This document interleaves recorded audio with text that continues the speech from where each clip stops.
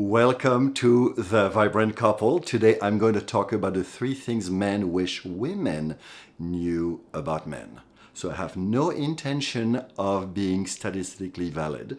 I have no intention of being politically correct. I'm going to use the words masculine, feminine, men, women, male, female. If you are allergic to any of those words, please swipe left. My intent is to surface and debunk myths and misconceptions we have between men and women, between masculine and feminine, so that we can liberate love together. Just to make sure that none of you believe that this is a tribunal for women, my next video will be the 3 things women wish men knew about women. I am going to talk about good men. I'm going to talk about our 5 contenders, the 5 that did not make it to the final list. And of course, I will talk about the 3 winners. What is a good man? I believe it would be easier to start through our first contender. Men need women. Most men have a very strong intuitive sense of this, although it is definitely not the way most women would love to be seen and related to, as a lot of that is mainly consumption. Let's pretend that we have a -5 to +5 axis, like I love, and have a bad at -5 and good at +5. So I have something I call a 3 view, and basically the intent is to stay away from black and white, because it's really easy to say, well, we have the bad guys and the good guys. So in the middle, we have what I call the willing man. These are men that will be willing to grow into good men with the proper instruction and the proper coaching. So what I call a good man is a man who wants to empower his woman to grow her feminine, who is willing to put the time and effort it takes to cultivate and harvest her feminine with her. Back to our contenders. Our second contender is that men cannot read minds. So beyond the joke that many people make about it, the challenge here is that there is a very deep feminine yearning to be known, to be seen and heard. So men love that actually. They would love to play with a feminine partner in that rich garden.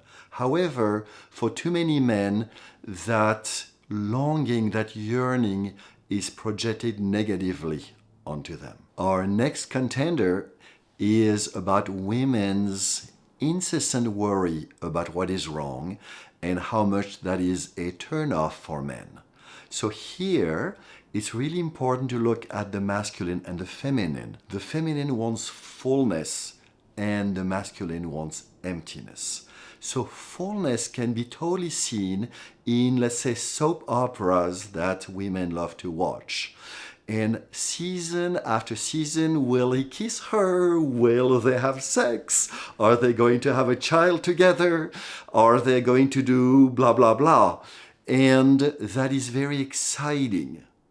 One of the things that most women do not understand is that drama can be very draining for the masculine.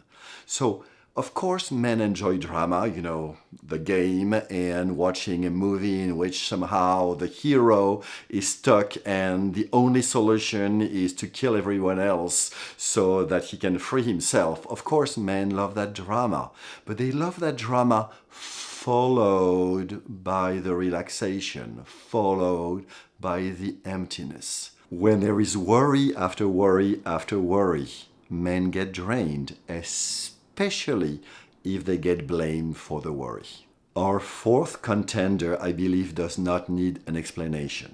However, our 5th one does, because I do not want to start a battle between the sexes here. My intent is to bring clarity on something that we all need, which is explaining. Mansplaining these days has a pretty bad rep, although I believe that womansplaining is a much bigger problem.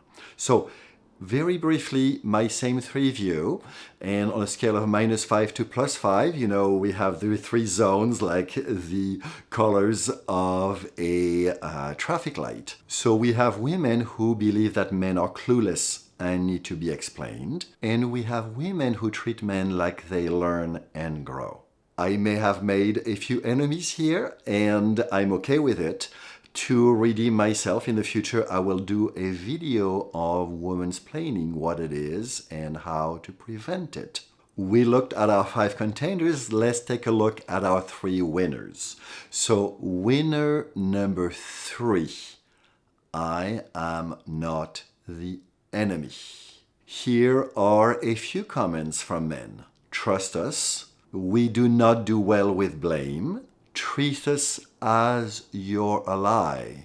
We also want to be happy with you. You punish us way more than you think. Please ask us with curiosity, and please wait until we answer you. Most of the time we do want to answer, but it takes time for us to put our attention onto our feelings, then put words onto our feelings, and then to express our feelings. And so we are not designed like women. We need time for that. Please give us the gift of waiting for us to fully answer. The last comment may seem strange, but it is just because love takes many forms. Most women are so attached to receiving from men the love that they want that they do not question the love that men want to receive. And what men want is respect. Winner number 2. Good men suffer as much from patriarchy as women do. Men love to play and men love to win. So let's do a quick detour into game theory. So of course there is win-win, and also there is lose-lose. In relationship, there is only win-win or lose-lose. Win-lose is an illusion. So if one loses, and of course I'm not talking about protecting oneself from a bad man. I'm talking here about disempowering a good man. So if one loses, the other loses as well. Men often experience women as castrating. Of course, not all of that is women's fault, and by far. However, in this case where it is about win-win or lose-lose, way too many men experience that women are trying to steal their power, are trying to diminish their power. So here, between a good man and a good woman, and maybe also between a willing man and a willing woman, if one loses, both lose. And the winner is we are. Let me do a little bit of mansplaining here. We are what we are. Commercial break. I want to introduce the excellent book by Alison Armstrong, The Queen Code. She introduces the novel idea that men are not misbehaving hairy women. And she asks the game-changing question, what if there is a good reason for everything men do? Back to our winner after this short commercial break. We are what we are. Basically, men want to be valued for who they are versus being devalued for who they are not. Let's do a quick detour through genetics. So genetically, we have men and women. Males were designed to fertilize as many females as possible, as quickly as possible. Valdo, this is a different topic. Please don't embarrass us today. Would you mind going back to the previous slide? The production team would love to apologize for this mishap in our slides.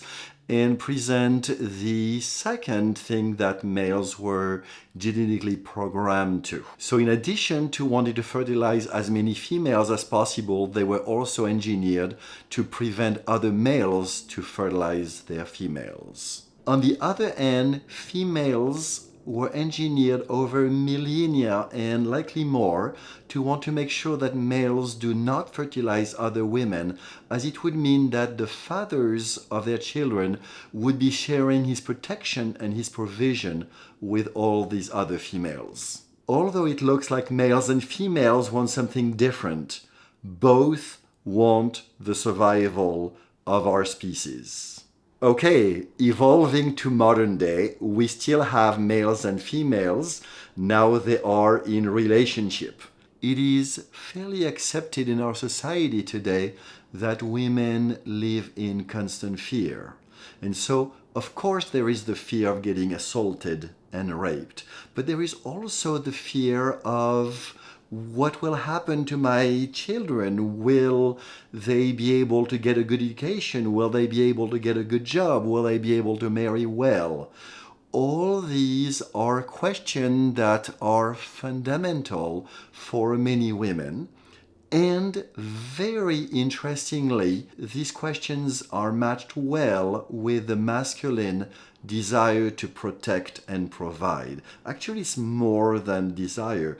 It is a very strong hard wiring in most men. As most men do a fairly poor job with protecting and providing, they receive quite a bit of criticisms from women. What is fairly unknown in our society is that the equivalent of fear for women is shame for men. Men do not respond well to criticism because criticism means that they are not enough, they are not good enough, and all those questions that somehow poke into their shame. So we talked about men and women, we talked about males and females. Here I want to talk about masculine, feminine. Both men and women have masculine and feminine. Most men tend to have more masculine and most women tend to have more feminine. It is well known that the masculine is single-focused. Let's contrast that with the feminine who has diffused awareness. So basically doing one thing at a time versus multitasking. What that means is that most men are not able to protect themselves and protect you at the same time. This gets a lot more complex and painful when the protection that men want to do towards themselves is against their women, when they are blamed, when they are criticized. So, what do men respond well to? Treat him as a hero. When you treat a good man like a hero, he will show up as one. It is that simple. Commercial break number 2. I created the Vibrant Couple to give you the keys to happy life as a couple. As the implementation of those simple truths is not that easy and actually can be difficult, I also created Happy Couples to coach singles and couples through the implementation of those simple truths. Thanks, Valdo, for this commercial break. How about sex? Okay, so very simply also, men need to win. There is a huge misconception that men want to win against women, and that is totally not true. At least not for good men. It may be for bad men, but good men want to win with you. Recently, I interviewed my friend Keith McGuinness. You may see the link up there. And we had a wonderful conversation on that topic. So, men love to play, love to win, love a challenge, but practically, how do you do that? And so again, it is very simple. The quickest way to a man's heart is through shared experience. And yes, that includes sex. So if you want a man to court you, to cherish you. Let him win your heart. Actually, invite him to win your heart. My next video is on the feminine heart. I would be so delighted if this video inspired you to become a better man or a better woman. Please hit the like button and subscribe so you can be notified when I publish new juicy content. I look forward to seeing you very soon.